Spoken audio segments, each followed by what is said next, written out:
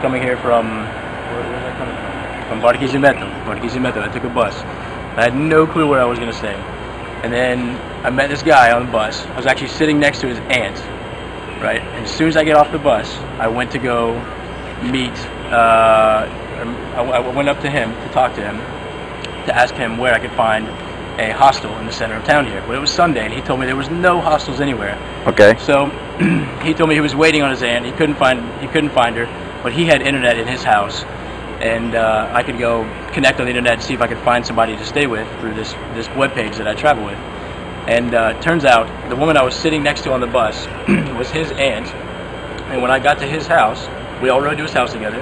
And when I got there, he told me that there was this really good photographer here and Punto Fijo, and he showed me all of her photos online, and I was really impressed, naturally, because the webpage is really good.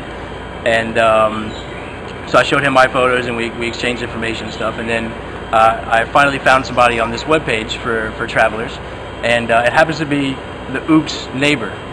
Yeah. So then the Oops girl, Andrea, came to my came to the house I was staying at. Her neighbor's over here with her dog, and we started talking, and she found out that I liked photography, and I found out that she liked photography, and I had just realized that the guy I had met a day before had told me about Oops, and so I asked her if she was the Oops girl, and she said she was. So what a coincidence! Yay! What a coincidence!